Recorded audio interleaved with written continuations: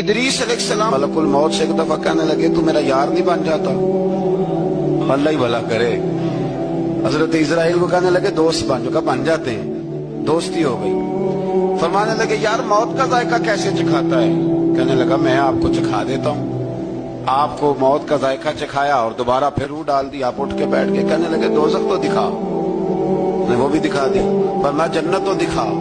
جنت بھی دکھائی. تو کہنے لگا واپس چلیں. فرمانے لگے اب تو نہیں جانا. کیوں؟ فرمایا رب فرماتا ہے ہم فیہا خالدون، جو جنت میں آئے گا یہیں رہے گا. نے کہا جناب وہ تو پہلے موت کا ذائقہ چکھنا ہے، پل صراط جو دوزخ کے اوپر ہے وہاں سے گزرنا ہے. تو آپ فرمانے لگے یہ دونوں کام میں کر چکا ہوں اور تو نہیں کرائے ہیں، لہذا میں آ گیا ہوں تو میں نے یہیں پہ رہنا ہے. اب حضرت ملک الموت علیہ السلام نے عرض کی مالک یہ تیرا بندہ. فرمایا تیری دوستی بھی اس کے ساتھ لگی تھی تو میری توفیق سے ہی لگی تھی، اور یہ یہاں تک آئے بھی میری توفیق سے ہی ہے. میرا ارادہ بن گیا انہیں یہاں رکھنے. میری طلب بھی تو تیرے کرم کا صدقہ ہے. میری طلب بھی تو تیرے کرم کا صدقہ ہے. یہ پاؤں اٹھتے نہیں بلکہ یہ اٹھائے جاتے ہیں. حضرت ابو ادریس خولانی رحمت اللہ علیہ حضرت معاذ بن جبل کے شاگرد تھے، تابعی بزرگ تھے.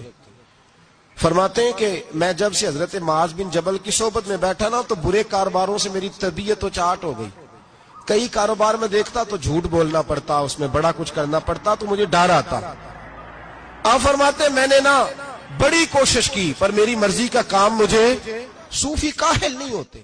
فرماتے ہیں میرے اندر طاقت تھی کہ میں حلال کما کے بچوں کو کھلاؤں پر میری مرضی کا کام نہیں ملتا تھا. حد ہو گئی. اور جب انسان نیکی کی طرف آتا ہے تو کچھ نہ کچھ آزمائشیں ضرور آتی ہیں. یہ پکی بات ہے، پکی بات.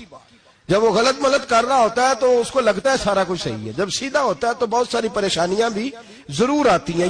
یہ مزاج ہے دین کا.